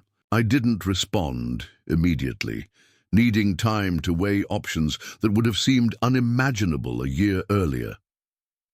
The security footage from that evening showed Jessica alone in our bedroom, sorting through a box of photographs, vacation images, holiday celebrations, quiet moments from the life we had built. Her expression as she studied them was unreadable, her motivations unclear. Was this genuine reflection, or simply gathering materials to support a reconciliation narrative that would position her more advantageously in divorce proceedings? The security system could capture actions, but not intentions, document words, but not the thoughts behind them. For the first time in months, I found myself wishing for direct communication, a conversation unmediated by lawyers or surveillance footage, an honest exchange about how we had arrived at this point. But such communication seemed impossible now, the trust between us not just damaged, but fundamentally broken by documented patterns of deception. The next morning brought mission priorities that demanded full attention. 3 communication arrays needed reconfiguration after a sandstorm had damaged satellite linkages. I immersed myself in the technical challenge, grateful for work that required complete focus and clear objectives, unwilling to allow personal distractions to compromise operational security. 14 hours later, systems restored and connections re-established, I returned to my quarters to find another security alert. The system had detected Jessica accessing my home office again, this time with a different approach. Rather than attempting to pick the lock, she was kneeling at the door with what appeared to be a tension wrench and rake pick, basic lock-picking tools available through online retailers. Her technique was amateur but persistent, suggesting research and practice rather than impulse. After 23 minutes of failed attempts, she abandoned the approach, visibly frustrated. The next day, a locksmith van appeared in the driveway, a more professional escalation of her efforts to access the secured room. The footage captured their conversation clearly. "I've lost the key to my husband's office," Jessica explained, her tone casual. "He's deployed, and I need to access some tax documents inside." The locksmith, an older man with a grey mustache and professional demeanor, looked skeptical. "This is the homeowner's private office, and he's currently deployed military?" "That's right," Jessica confirmed. "Army Communications Specialist." The man nodded slowly. "Ma'am, I appreciate your situation, but I can't open a deployed service member's private space without proper authorization. It's company policy, especially for military families." "I have power of attorney," Jessica insisted. "Then you should be able to request a locksmith authorization through the Military Family Support Office," he countered. "Get that documentation. I'll be happy to help. Without it, my hands are tied." After he left, Jessica's composed facade crumbled into obvious frustration. She kicked the office door before storming away, phone already in hand, presumably to try another service. 3 more locksmith companies visited over the next week, each apparently declining service after learning about my deployed status. The repeated attempts to access my office suggested something specific had triggered renewed interest in its contents. The room contained my personal files, military documentation, and the safe where I kept vehicle titles, birth certificates, and other critical documents. Jessica had shown little interest in these materials during our marriage, considering my organizational systems excessive and unnecessary. I sent Dan another message. "Multiple attempts to access home office documented. Any neighborhood chatter about motivation?" His response came the following day. "Mrs. Jenkins reports Jessica mentioned needing access to financial documents for household management.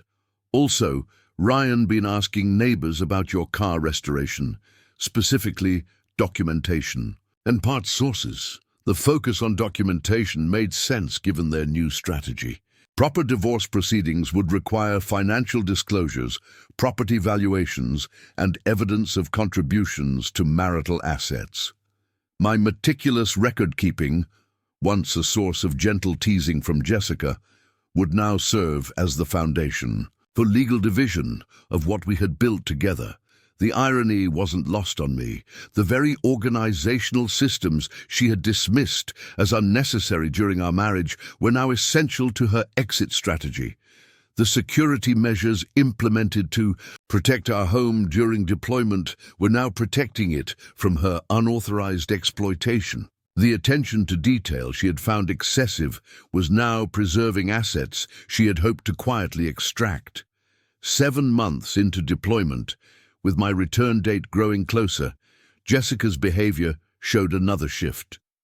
Ryan's presence became increasingly intermittent, often absent for days before returning for brief, seemingly tense visits. Jessica began spending more time maintaining the property, gardening, cleaning, addressing minor repairs she had previously ignored. She retrieved more wedding photos from storage, creating a tableau of marital harmony that contrasted sharply with the documented reality of recent months.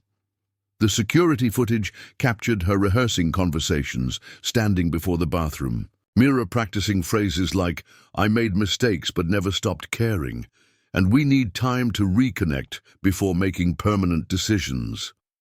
The performance aspect was unmistakable, the calculated construction of a narrative designed to achieve specific outcomes. I forwarded selected clips to Sarah, adding to our documentation file. Her assessment was professionally blunt. Classic. Preparation for reconciliation narrative to improve divorce position. Standard approach when evidence of misconduct exists.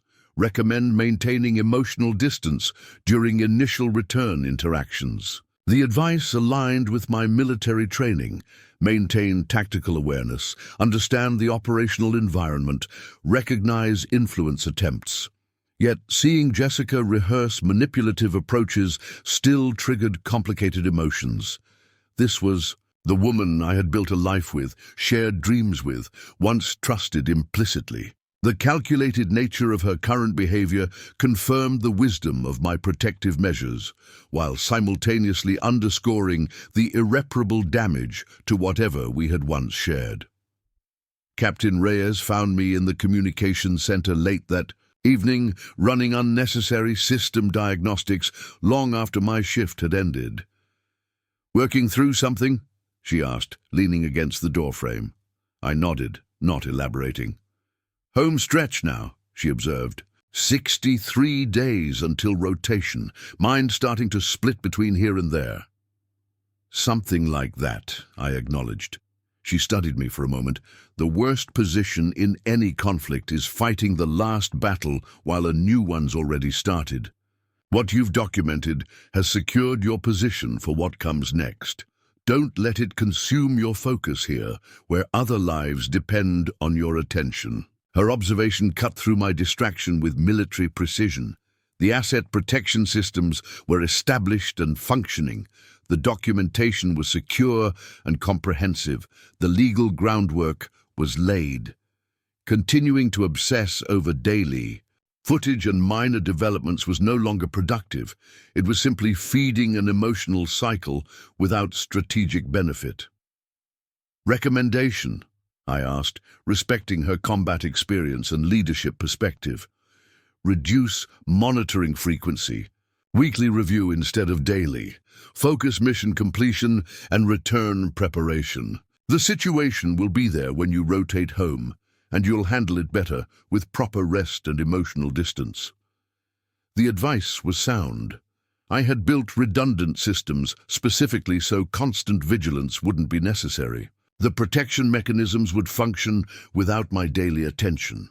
The evidence would accumulate automatically, and my mental resources could be better allocated to present responsibilities rather than future confrontations.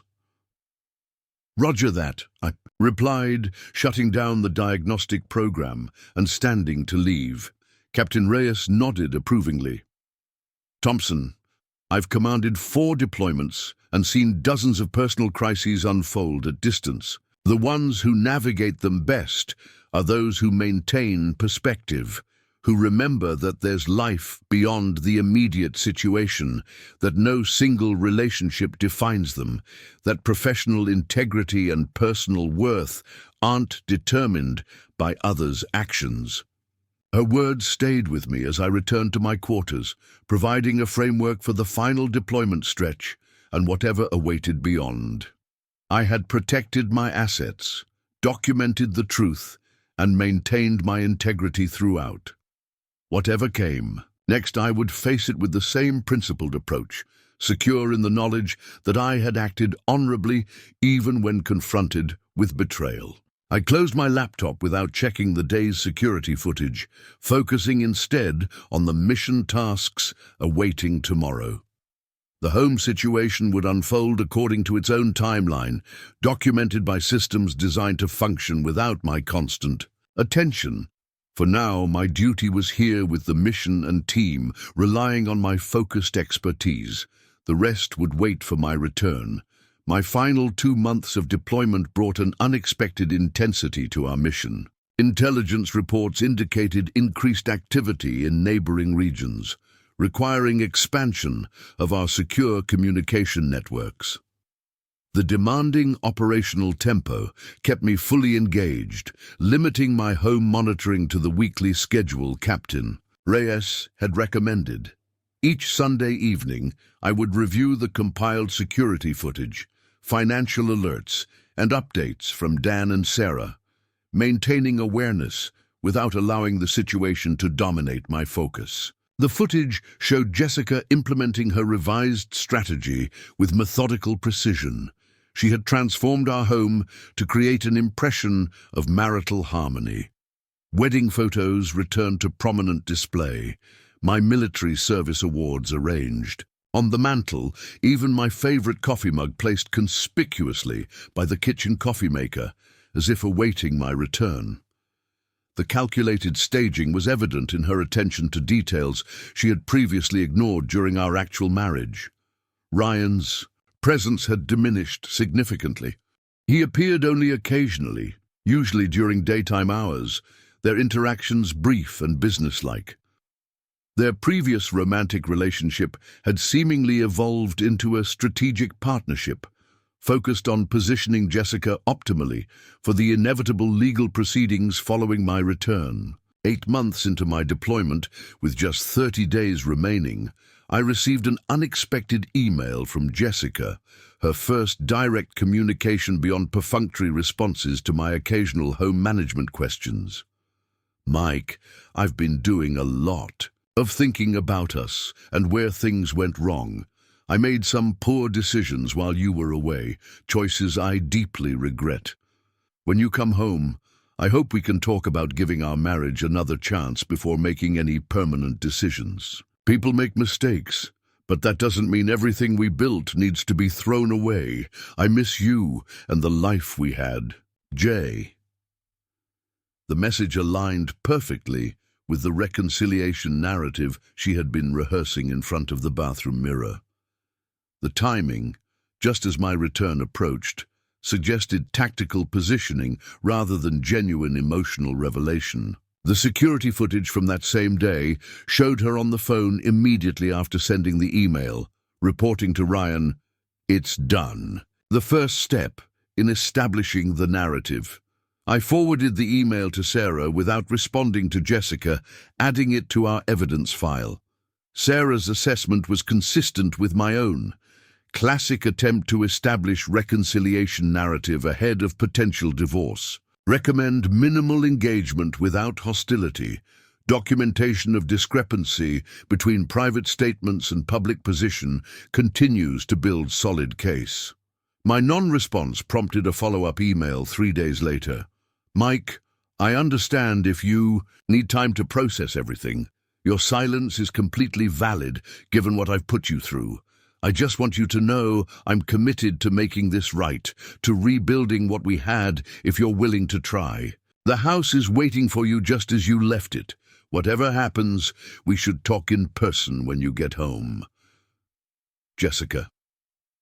The message contained multiple factual misrepresentations. The house was not just as I left it. Ryan had lived there. For months, my possessions had been relocated, furniture rearranged, and several valuable items removed. The security footage continued to capture her private communications, contradicting her expressed remorse, including a conversation with her sister about keeping options open until the financial picture becomes clear. Rather than engaging with deception, I maintained radio silence, focusing instead on mission completion and return preparation. The protection systems remained in place, the documentation continued to accumulate, and my legal position strengthened with each contradictory action captured by the security system. 2 weeks before my scheduled return, Jessica escalated her reconciliation narrative. A package arrived at my APO address containing homemade cookies, my favorite peanut butter chocolate chip, a handwritten letter expressing remorse and hope for our future, and several printed photos of happier times together. The gesture would have seemed touching to anyone unaware of her documented strategic discussions about image rehabilitation. The security footage from the day she prepared the package captured her methodical approach. She had researched care packages for deployed husband, followed multiple baking tutorials to ensure the cookies would arrive intact, and drafted several versions of the letter before selecting the most emotionally effective phrasing. The calculated nature of the gesture was evident in her attention to details designed to create maximum emotional impact. I shared the development with Captain Reyes during our final mission briefing, seeking her perspective on navigating the increasingly complex homecoming scenario. Textbook manipulation, she observed after reviewing the evidence. She's establishing a public reconciliation narrative that will position her more favorably if divorce proceeds, while simultaneously keeping extraction options open. Classic damage control. Recommended approach? I asked, respecting her experience with deployment. Relationship complications. Maintain professional courtesy without emotional engagement. Document discrepancies between public statements and private actions. Let her establish the narrative she's constructing, but don't validate it with your participation. Your responsibility is to protect yourself, not punish her. The advice aligned with my instinctive approach. I had no interest in public confrontation or emotional drama upon return. My goal remained consistent. Protect what I had worked to build. Establish clear boundaries based on documented patterns, and navigate the dissolution process with integrity intact. In my final week of deployment, preparations for the unit's return dominated base activities. Equipment inventories, mission handoffs to replacement personnel, and departure briefings filled the days. The structured military protocols provided welcome distraction from thoughts of the complicated homecoming awaiting me. Dan's updates indicated increased activity at my house. Jessica had hired professional cleaners, refreshed the landscaping, and stocked the refrigerator with my favorite foods. She had also been making social appearances with neighbors, mentioning her excitement about my return and hopes for reconnection. Time after the long separation. The public narrative construction continued according to the strategy I had documented her developing with Ryan. My final security footage review before departure captured an illuminating conversation between them in the kitchen. "Everything's ready," Jessica was saying, arranging flowers in a vase on the counter. "The house looks perfect. I've prepared all his favorites, and I've spoken with most of the neighbors about how excited I am for his return." Ryan leaned against the refrigerator, arms crossed. "And if he doesn't buy the reconciliation approach, if he already knows about us?" "Then we move to plan B," she replied matter-of-factly. "I tried to save the marriage despite my mistake. He rejected my sincere attempts at reconciliation, and we proceed with divorce as planned. Either way, I'm positioned sympathetically for when we go public. And my role now? Minimal contact until we see which way this goes. We need at least a few weeks of apparent reconciliation attempt before anything else. Just focus on the business plans. If things go as expected, we'll have the investment capital by summer." The conversation confirmed what the evidence had. Long suggested, their relationship was fundamentally transactional, built around financial extraction rather than emotional connection. The business plan's reference suggested continued intent to convert marital assets into new ventures, once legal proceedings made them accessible. I closed the laptop, feeling a strange sense of clarity. The documented pattern had removed any uncertainty about motivations or intentions. The path forward was not about emotional confrontation, but about systematic protection of what I had built, guided by evidence rather than reactivity. The final day in Jordan arrived with the organized chaos typical of military transitions, equipment packed, responsibilities transferred, final reports submitted. Captain Reyes found me in the communications center, completing system handoff to my replacement. "Thompson," she said, closing the door behind her, a moment before departure. I completed the technical explanation to the incoming specialist, then stepped aside for the private conversation. "Your housing situation upon return," she began without preamble. "Have you made arrangements?" "Not specifically," I admitted. "The legal protections prevent any property changes during deployment, so the house remains secure. Beyond that, I've been focused on mission completion." She nodded, considering this. "Going home to a strategically constructed reconciliation. Scenario may not be optimal for clear decision-making. Consider alternative arrangements for the first 48 to 72 hours. Decompress, gain perspective, then engage from a position of clarity." The suggestion made tactical sense. Entering the carefully staged environment Jessica had created would immediately place me within her constructed narrative, responding to scenarios she had extensively rehearsed.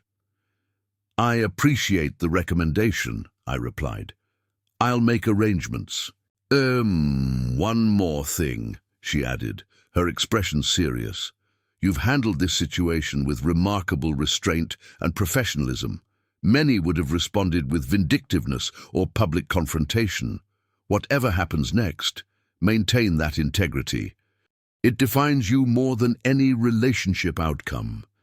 Her words resonated with the approach I had instinctively adopted throughout the deployment.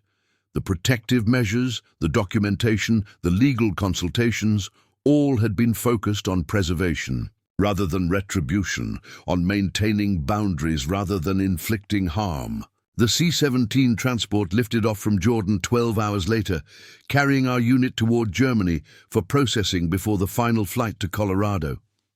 The familiar rhythm of military movement, hurry up and wait, processing checkpoints, equipment, verification, provided structure during the transition from deployment mindset to homecoming reality. During our layover at Ramstein Air Base, I contacted Dan to implement Captain Reyes's recommendation.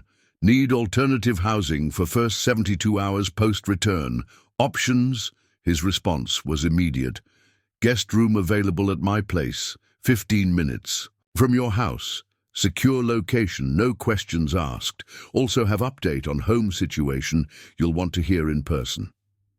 I accepted his offer, then sent a brief message to Sarah. "Returning as scheduled. We'll contact upon arrival for situation. Assessment before home engagement. Maintain all protective measures until further notice." The final leg of our journey, the flight from Germany to Peterson Space Force Base in Colorado Springs, filled with the mixed emotions typical of returning deployments.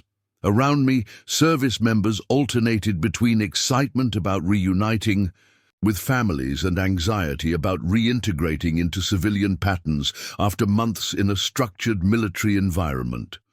My own complicated homecoming scenario placed me somewhat outside the typical experience. Though the underlying challenges remained similar. We touched down at Peterson on a clear Colorado morning, the familiar outline of Pikes Peak visible against the blue sky.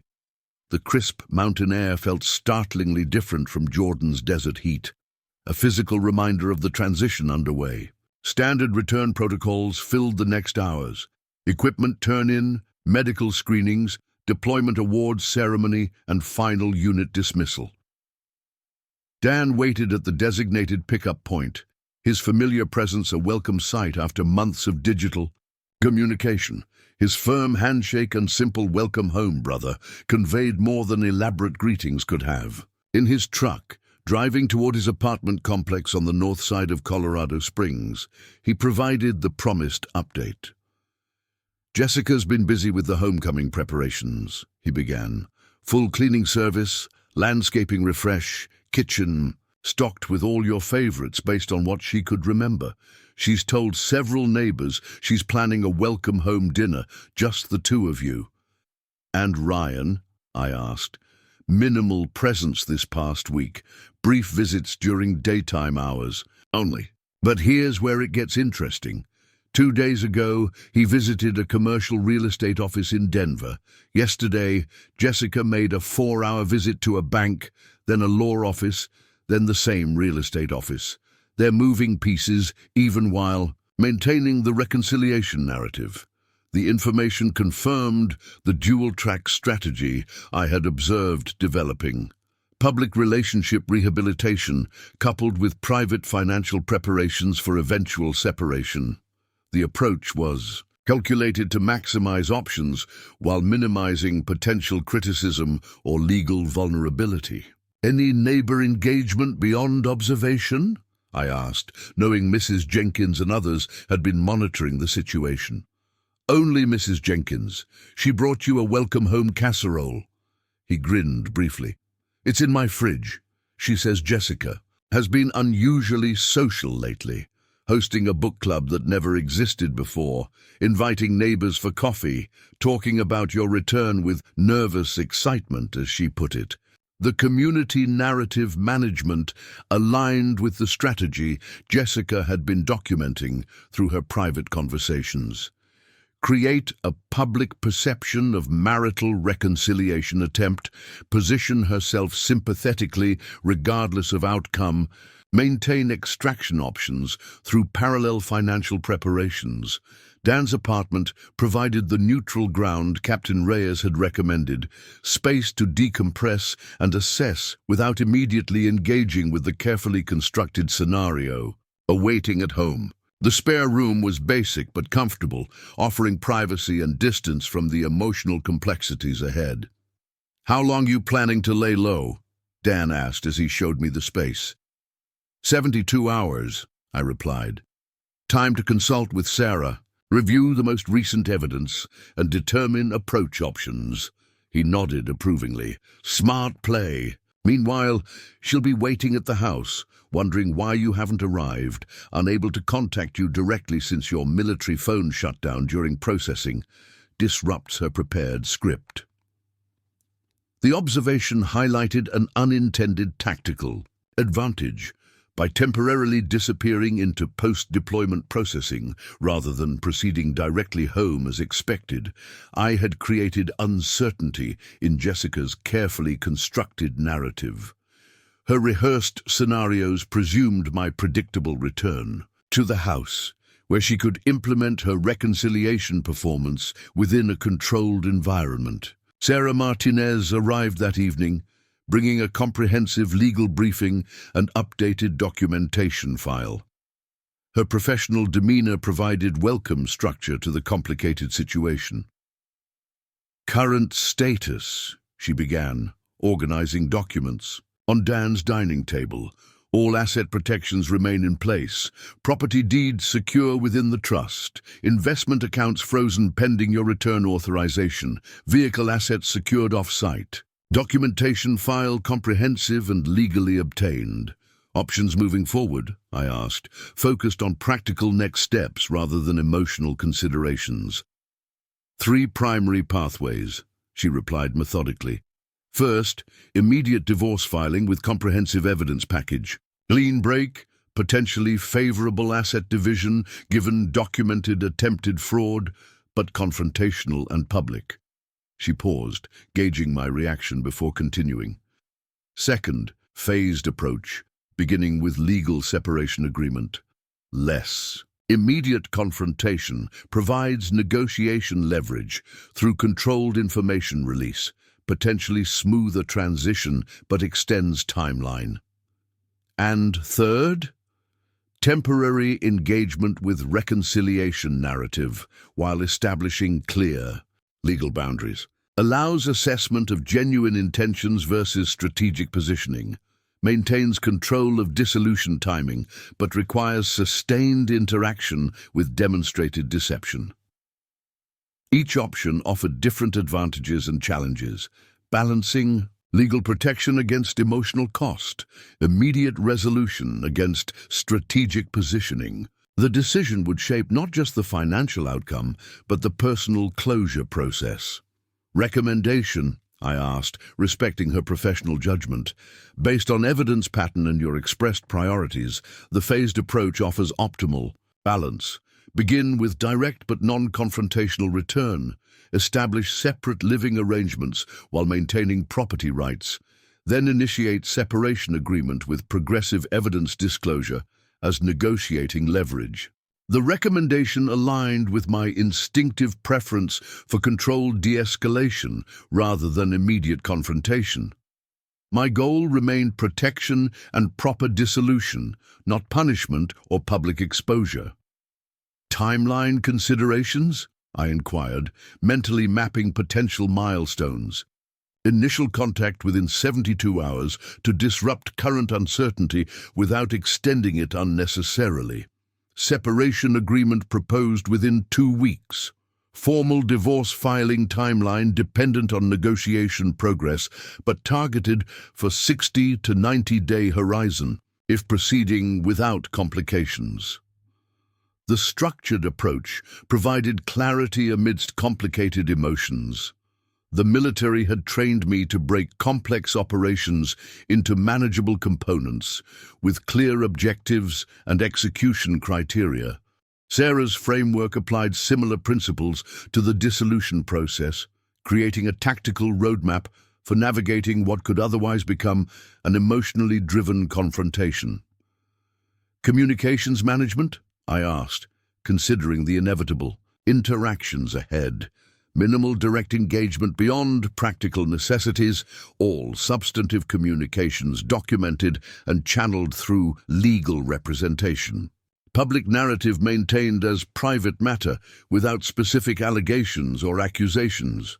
The approach preserved dignity while maintaining protective boundaries, exactly the balance Captain Reyes had advised. Protect without punishing. Establish boundaries without seeking retribution. Maintain integrity throughout the dissolution process. I spent the following day reacclimating to Colorado time and reviewing the most recent evidence compilation. Jessica had sent multiple increasingly concerned messages to my deactivated military phone, called several mutual friends seeking information about my return status, and even contacted the base family support office claiming worry about potential deployment extension. The security footage showed her alternating between rehearsing reunion scenarios and anxious pacing as the expected return timeline passed without my appearance. Ryan had visited briefly, their conversation capturing mutual concern about disruption to their carefully constructed narrative. This changes the dynamic, Ryan had observed. If he doesn't come home directly, if he's already heard something, then we adapt, Jessica had replied with visible frustration. I've invested too much in this to abandon the approach now. We stick with the reconciliation narrative unless we have clear evidence he's hostile.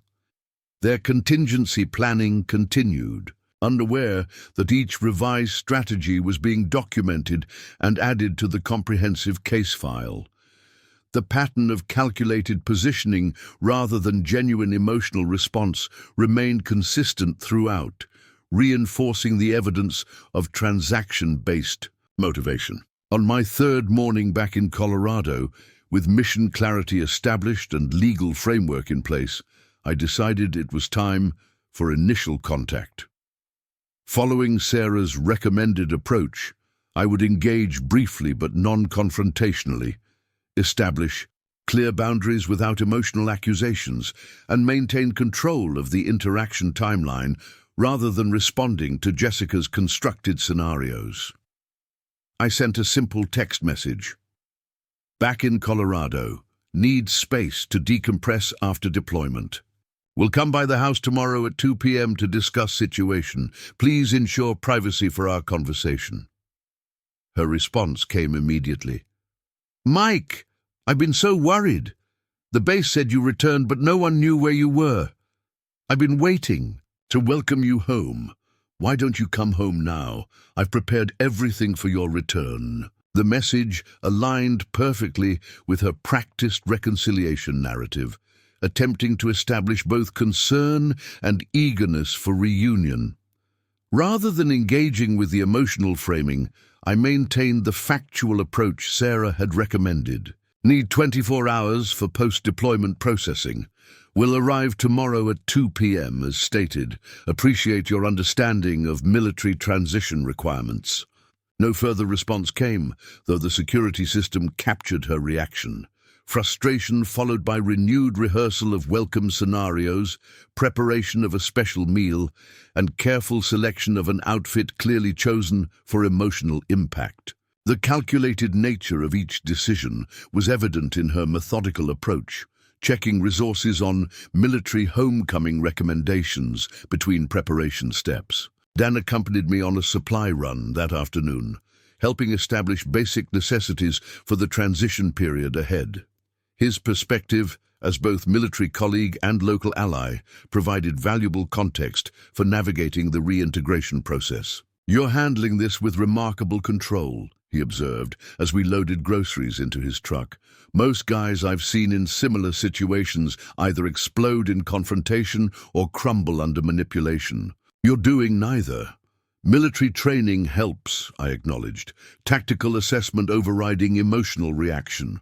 He nodded, understanding the mindset. Still, maintaining that discipline when it's your own life, your own home at stake, that's something else.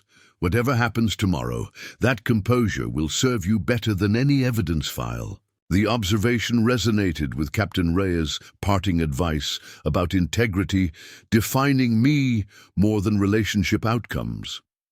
The approach I had maintained throughout, protection without vindictiveness, boundaries without retribution, would guide tomorrow's interaction as it had every step thus far.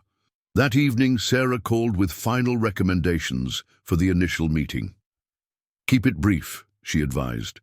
Establish your awareness of the situation without detailed accusations. State your intention to proceed with separation evaluation rather than immediate reconciliation. Maintain factual language without emotional escalation. And if she becomes confrontational, I asked, preparing for contingencies. Disengage. Respectfully, you're establishing boundaries, not seeking confession or contrition. The documentation speaks for itself. No need to extract acknowledgement during this initial interaction. After the call ended, I reviewed the security footage one last time before tomorrow's meeting. Jessica was in the kitchen preparing an elaborate welcome meal, her phone on speaker with her sister. Everything's ready, she was saying, her tone determined. The house looks perfect, his favorite foods prepared. I'm wearing the dress from our anniversary dinner. The reconciliation narrative is set. And if he already knows about Ryan? Her sister asked, echoing the contingency discussions I had previously documented.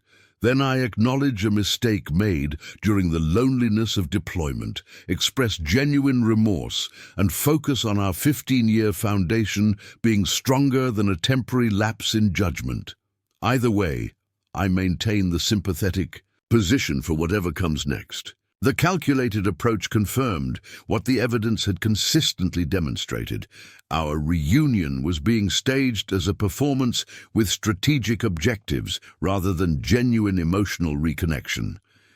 The knowledge reinforced my commitment to the controlled, boundary-establishing approach Sarah had outlined. As I prepared for sleep in Dan's spare room, I found myself reflecting on the strange journey that had led to this point. 9 months earlier, I had left for deployment believing in a marriage that, while showing signs of strain, remained fundamentally intact. Tomorrow, I would return to that same physical space with comprehensive documentation of systematic deception. and financial exploitation attempts.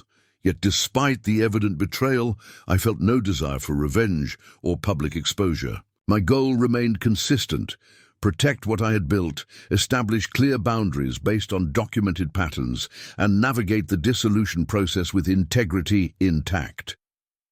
Tomorrow would begin that final phase, not with dramatic confrontation, but with calm, evidence-based disengagement from a relationship that documentation had proven could not be salvaged. The security system that had revealed these truths would serve its final purpose, providing irrefutable evidence that would guide an equitable dissolution rather than allowing emotion or manipulation to determine outcomes. The home security system I'd never mentioned during our marriage would ultimately secure not just physical property, but the fair resolution of its ending. I pulled into my driveway at exactly 2:00 p.m., the Colorado afternoon sun reflecting off the recently washed windows of the house I had spent years renovating.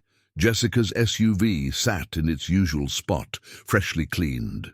The landscaping had been meticulously maintained, new flowers planted along the walkway, mulch freshly spread beneath the aspen trees I had installed 3 summers ago.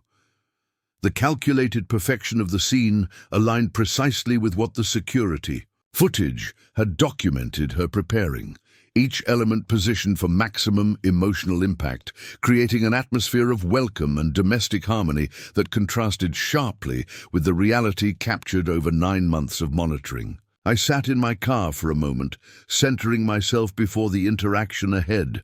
Sarah's recommended approach remained clear in my mind: brief, factual, boundary establishing. No accusations, no emotional confrontations, simply clear communication of awareness and intentions. The front door opened before I reached it. Jessica stood framed in the doorway, wearing the blue dress from our anniversary dinner 2 years ago. Her hair styled in the way I had once mentioned liking. Her expression a carefully composed mixture of joy and nervous anticipation. "Mike," she said, voice catching with what seemed like genuine emotion, "you're finally home." I maintained my composure, acknowledging her with a nod as I stepped inside. The house interior continued the theme of calculated familiarity. My favorite coffee brewing, photos of happier times prominently displayed, the subtle scent of the pine-scented candles I had always preferred. "Welcome home," she continued, gesturing toward the dining room where an elaborate meal awaited. "I've made all your favorites. I thought we could talk over dinner, reconnect after so much time apart." The scene matched precisely what I had watched her rehearse through the security cameras, the positioning, the phrasing, even the gentle touch on my arm as I passed. The performance was flawless in its execution, yet hollowed by knowledge of its strategic construction.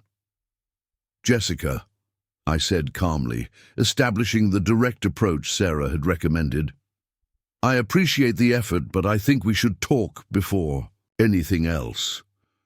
Her expression flickered briefly, a momentary break in the rehearsed scenario, before recovering.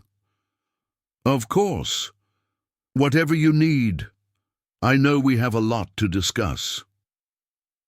We moved to the living room where I deliberately chose the single chair rather than joining her on the couch, as her positioning had clearly intended. The small deviation from her expected script created visible uncertainty in her expression. "I know about Ryan," I stated simply, maintaining the factual, non-accusatory tone Sarah had advised. "I know about the attempted house sale, the financial transfers, and the plans you developed during my deployment." The color drained from her face, her carefully constructed narrative collapsing in an instant. "Mike, I can explain. It was a mistake, a moment of weakness during a lonely time. It didn't mean anything. I realized what was important, and that's why I've been trying to make things right before you returned." The response followed precisely the contingency strategy I had documented her practicing: acknowledgement of a mistake, positioned as temporary lapse rather than sustained deception, immediate pivot to reconciliation narrative. The predictability confirmed the calculated nature of her approach. I'm not here to discuss explanations or assign blame, I continued, maintaining the boundary-focused approach. I'm here to communicate that I'll be staying at a hotel while we work through separation arrangements through proper legal channels. Her expression shifted from contrition to calculation, visibly reassessing her position given this unexpected direction. Separation. Mike, that's very extreme. We should at least try counseling, give ourselves time to work through this. 15 years of marriage deserves more than an immediate decision after you've been gone for 9 months. Again, the response aligned with her documented contingency planning, invoking marriage longevity, suggesting professional intervention, characterizing my boundary as extreme to position herself as the reasonable party. The pattern reinforced the strategic rather than emotional nature of her engagement. My decision isn't immediate, I clarified. It's based on sustained patterns I've had considerable time to evaluate. I'll have my attorney contact yours regarding appropriate next steps. Attorney? Her composure faltered momentarily. I don't have an attorney. There's no need for lawyers if we're willing to communicate directly. I maintained steady eye contact, neither hostile nor emotional. The lawyer you consulted last month about divorce proceedings following reconciliation attempt failure, the one who accompanied you to the Denver real estate office last week. The specific reference to documented activities she believed private created visible shock. The security system she had never known about had captured not just activities within the home, but the strategic planning that had guided her approach to our marriage dissolution. How could you possibly know that? She whispered, the performance abandoned in the face of specific evidence. It doesn't matter, I replied, standing to indicate the conversation's conclusion. What matters is that we proceed with honesty and appropriate legal protocols from this point forward. I'll collect some personal items now, then communicate through proper channels regarding next steps. Her shock transformed to subtle anger, the mask of reconciliation fully discarded. You've been spying on me, recording me in my own home. That's illegal, Mike. My lawyer will have something to say about that. Our home, I corrected calmly, with security features documented in terms you signed, installed for deployment protection, as recommended by Military Family Support Services, all legally obtained documentation that will be relevant during dissolution proceedings. The structured approach Sarah had recommended, factual, non-accusatory, boundary-establishing, had effectively neutralized the emotional manipulation scenarios Jessica had rehearsed. Without engaging in accusation or confrontation, I had established awareness, communicated intentions, and maintained control of the interaction. I moved efficiently through the house, collecting essential personal items while Jessica made several urgent phone calls in the kitchen. The security system I had relied on throughout deployment had served its final purpose, providing irrefutable evidence that guided this interaction and would support equitable dissolution without allowing emotion or manipulation to determine outcomes. 20 minutes later, bags packed with necessities, I paused at the front door for a final comment. I harbor no ill will, Jessica. I simply want a fair resolution based on facts rather than narratives. I wish you well in whatever comes next. Her expression as I left combined anger, calculation, and something resembling respect, recognition perhaps, that the methodical approach she had attempted had been countered by equally methodical preparation. The security system she never knew about had ultimately secured not vengeance or punishment, but simply truth and equitable closure. 6 weeks later, I sat in Sarah's office, reviewing the dissolution agreement Jessica had finally signed after multiple negotiation rounds. The comprehensive evidence file had ultimately rendered prolonged legal battles impractical, leading to settlement terms that protected my primary assets while allowing clean separation. "The house remains in your trust," Sarah confirmed, highlighting relevant sections. "Investment accounts divided according to contribution documentation. Retirement accounts protected except for appropriate marital portion. Vehicle assets retained by original purchaser." The terms represented fair division rather than punitive extraction. Protection without vindictiveness, boundaries without retribution, exactly the approach Captain Reyes had advised and I had maintained throughout. "And the confidentiality clause?" I asked, concerned more about dignity than financial aspects. "Mutual non-disclosure regarding personal details of separation," Sarah confirmed. "Neither party discusses specific circumstances publicly. Clean break with privacy maintained." The agreement reflected my priorities throughout the process: protection of legitimately earned assets, appropriate dissolution through proper channels, and maintenance of personal integrity without seeking public vindication or retribution. As I signed the final documents, I reflected on the strange journey of the past year. The security system installed as precaution had revealed truths I hadn't wanted to see but needed to acknowledge. The documentation had protected what mattered while allowing emotion to be set aside in favor of equitable resolution. I had lost a marriage but preserved my home, my financial security, and most importantly, my integrity throughout the process. The home security system I never mentioned had ultimately secured not just physical property, but the truth necessary for proper closure and new beginnings. Up next, you've got two more standout stories right on your screen. If this one hit the mark, you won't want to pass these up. Just click and check them out.